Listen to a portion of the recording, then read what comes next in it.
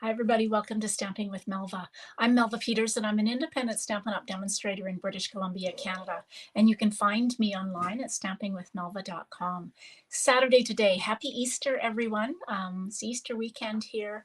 And so hopefully you're having time with your friends and family, and maybe you won't be live with me today, but that's okay. You can watch on the replay.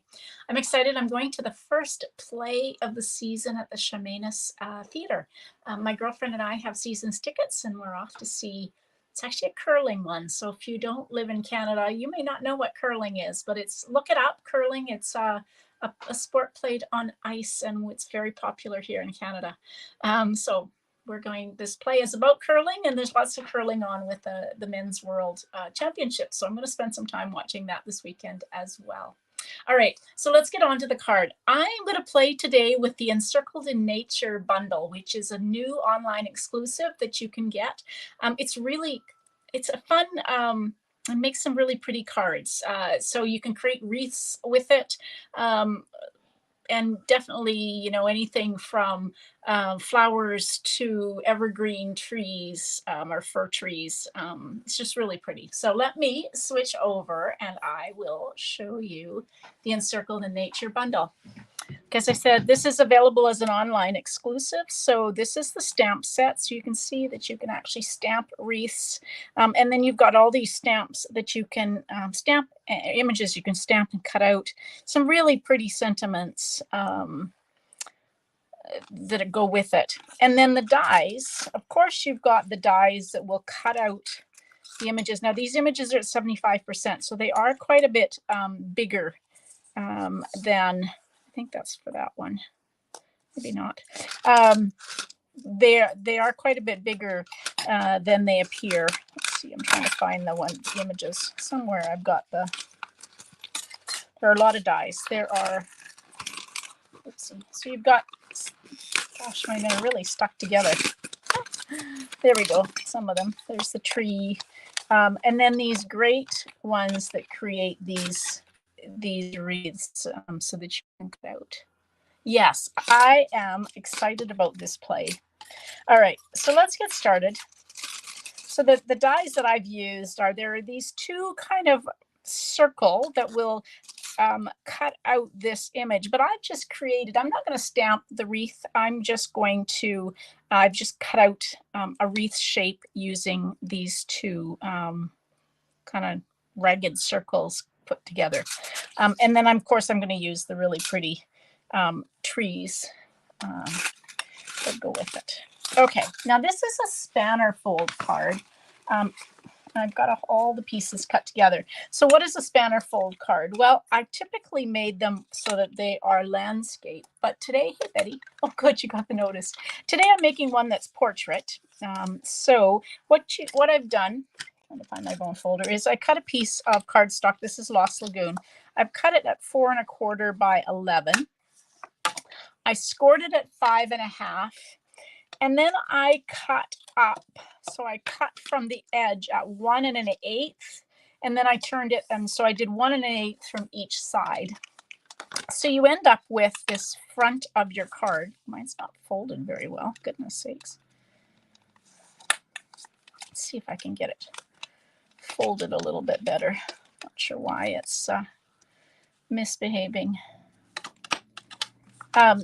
You end up with these flaps. There we go. That's a little bit better. Okay, so you end up with these 3 flaps. And the reason it's called a spanner fold is because I'm going to put something, hey, Amanda, across this. I'm actually going to create my wreath. So this is the piece I cut. Across this, it's going to adhere. And so it's going to open with this piece in the middle that is just kind of left as a flap. And I guess it's called a spanner fold because this piece spans between the two. So you can do it landscape or you can do it portrait. But okay, so I've cut my card base again. It was 4 1/4 by 11, scored at 5 1/2, and then cut at 1 1/8 inch from each side. I've also gone ahead and cut out. So this is a piece of the designer series paper from the Poetic Expressions. I haven't used a lot of this one. I think it's got probably Old Olive, but it's also got Lost Lagoon. And I thought it would look pretty with these nature dies. Now these two pieces are cut 7/8 of an inch by 5 1/4. So we're going to just adhere those on to the front.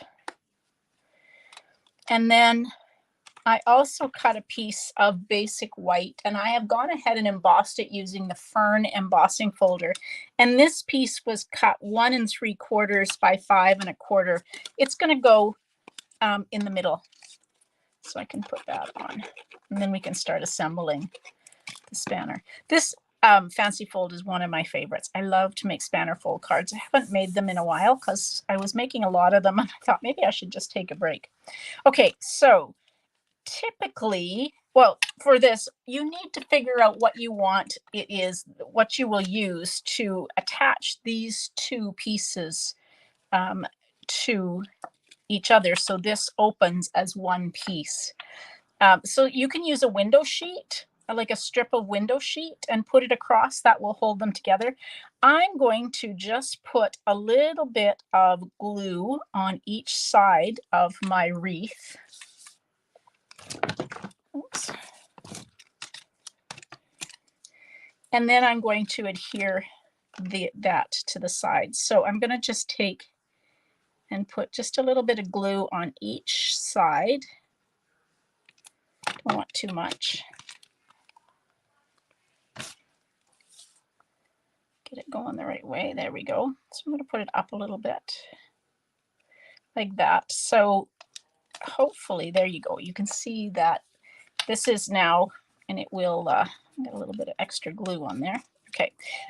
So it's holding, and we'll make sure that it is really holding. And I might have a little bit of glue there that's okay, sticky, that's why. Okay, so now my two pieces, when you open the card up, will adhere. And if you wanted to, you could take a piece and adhere across the bottom. And I might have a piece actually. Maybe I'll use that as a sentiment and it'll go across the bottom as well, because this is still pretty flimsy. Okay, so then I cut two pieces. I cut another piece of the designer series paper. This is 2 inches by 5 1/4. I go in the middle. And then these pieces of Pool Party are 7/8 of an inch by 5 1/4. So the same as what the designer series paper is. And these are just going to go on the inside of the card. Now, if you want to, you could switch out this designer series paper for basic white so that you can write a note. I'm just going to leave the designer series paper in it, and I will, when I want to write a note, I will probably just write the note on a little piece of paper and adhere it on top of this, because I really like the look of this paper on the inside there. All right, so there is the start of the card. Now, I also went ahead and cut out these beautiful, oh yeah, that's a great idea, Betty, the Excellent Eggs bundle. Yep. So I cut out the trees. I really like these trees in Lost Lagoon. And I'm going to put glue along just this outside tree to start with, just a little bit of glue like that.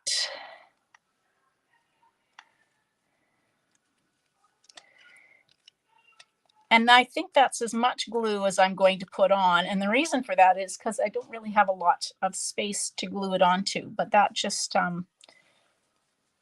will hold that. I do think I've got this piece that I cut out of the middle. I was going to use for my sentiment, and I still am. So this is Pool Party. So I'm just going to take and cut this. So I'm going to cut it to be, what am I going to use for my sentiment?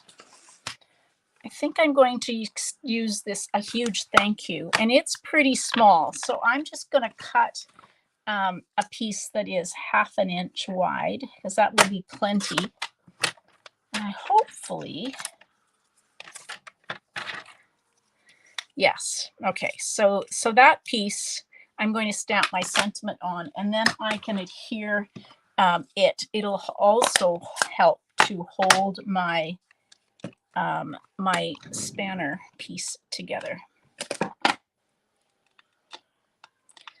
So when you've got a photopolymer stamp, because they can be they do change shape. I'm just going to put that on there.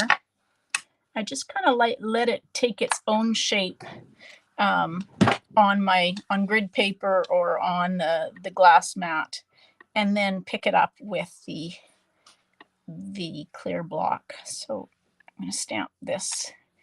It says a huge thank you. Now I don't have a lot of real estate to play with, so I'm just going to trim these edges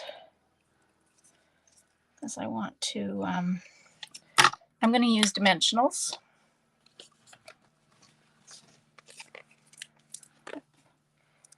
So I'm just going to put a dimensional on each end. Hopefully that will be okay. I hope. I might have to actually take those off and use mini dimensionals because I don't have a lot of, I want to make sure that it only sticks to the flaps of the card. So we will use mini dimensionals. So one there and one there.